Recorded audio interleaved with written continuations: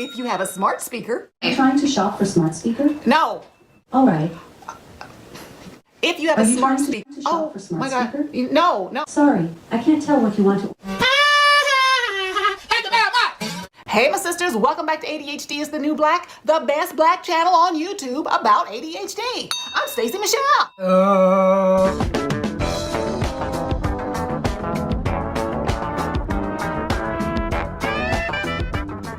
I've been treating my ADHD now nearly 2 years, and one of the biggest improvements I've seen in my life, I don't stick my foot in my mouth nearly as much.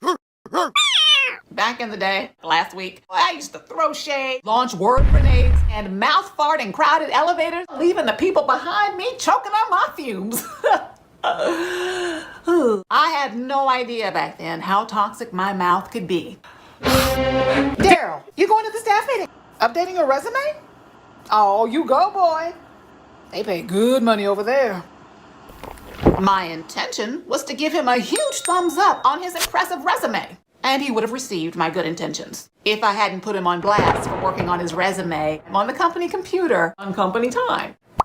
In a parallel utopia somewhere, good intentions would be good enough, and our friendships would be authentic because everyone would know our true intentions no matter what we said or how we said it. But this is 2020.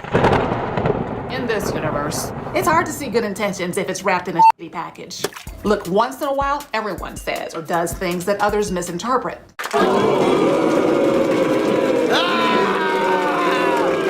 Those with us with ADHD do it so often, it's a lifestyle. Before we've had a chance to check in with ourselves, should I compliment Daryl's resume right now, loudly? Should I? We've impulsively said the thing or done the thing that puts the very people we're trying to connect with or compliment on the defensive, or we've made them feel awkward or embarrassed. Our ability to control our impulses and self-regulate are two of the most common challenges found in people with ADHD. And why is that?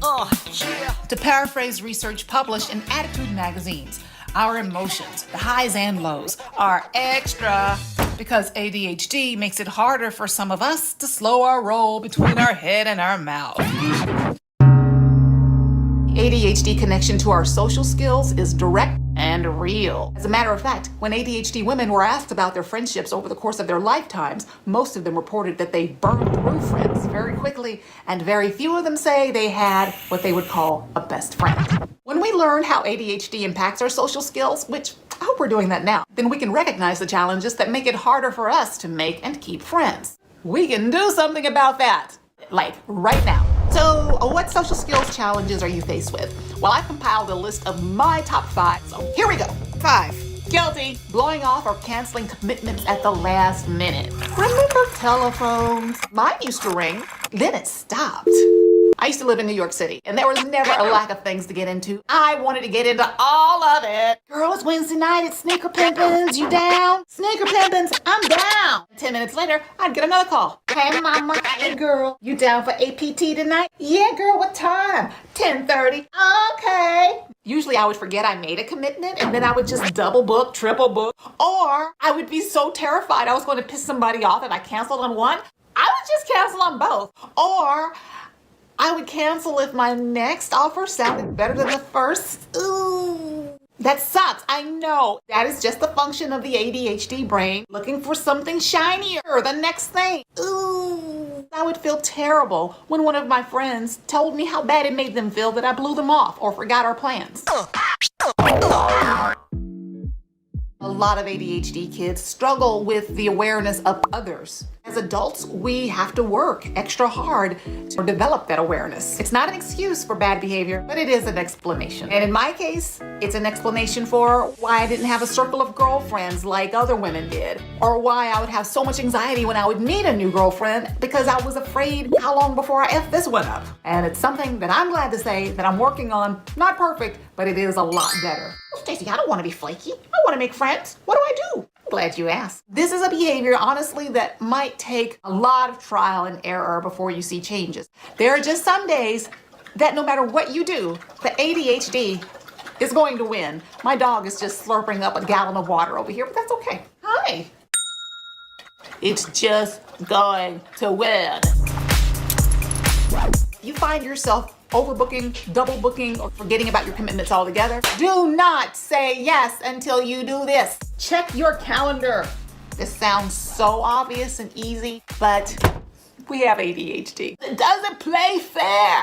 Put everything in your calendar the moment you commit to it. Set your reminders or alarms a day or 2 days in advance to keep that commitment top of mind. If you use multiple calendars, sync those calendars.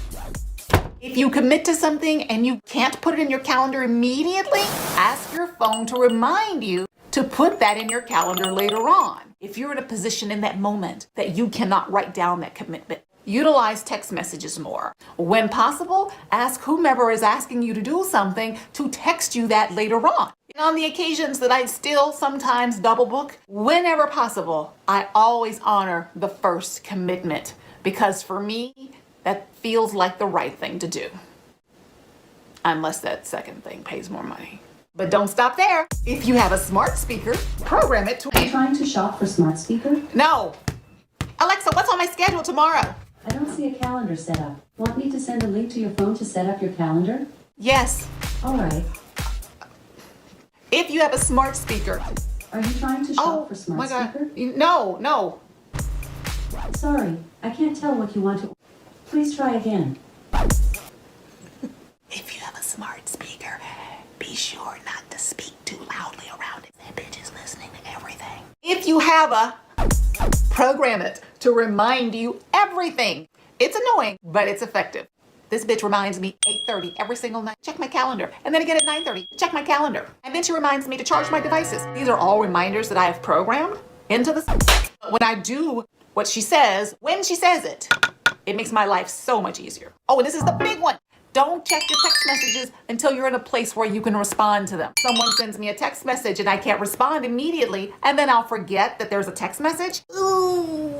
Number 4, not paying attention in conversations. Has this ever happened to you? You're in a meeting, speaking with a friend, or maybe you're in class, or maybe talking to your mom. You hear them, you see their lips moving, but you're not listening. You're nodding. You're giving them visible acknowledgement that you're listening, but you're not. And they don't even have to be boring people, but they're giving you a lot of details, or they're giving you instructions or directions, and your mind is just gone. You're even giving the verbal confirmation. And then suddenly, the only thing you've heard in their entire conversation is, so did you get all that? Like, brain, so now you want to listen? Sound familiar? I don't know about you, but I don't want to look like I wasn't paying attention, like I wasn't in the conversation with my coworker or my friend or my boss or my whomever. So I say something like, got it. I ain't got nothing. What am I supposed to be doing? What did they say? Hey, you're in the meeting. Did you take notes? Or maybe some of what they said sank in, but you're so in the habit of nodding and agreeing, you think you heard enough information to go on.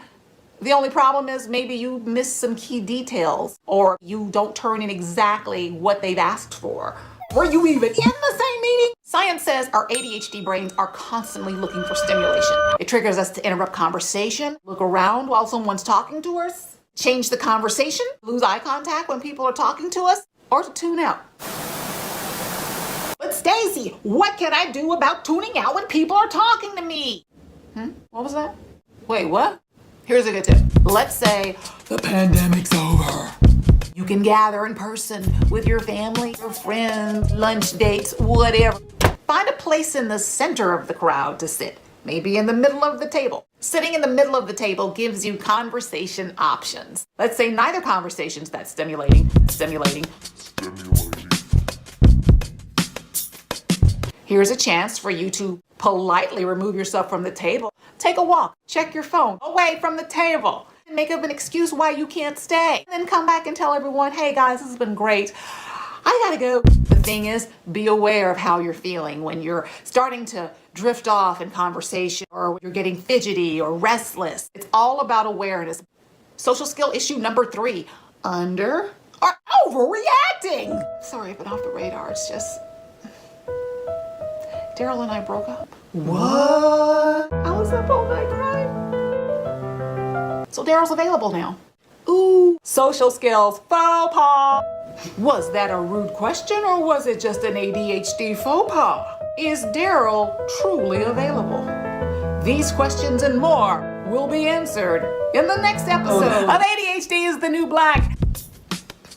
If anything about this channel is giving you encouragement, information, education, or just a laugh, please like these videos. Anytime you like a video, YouTube will make sure that somebody else just like us who needs this information can more easily find it. So hook up the other ADHD sisters, like these videos.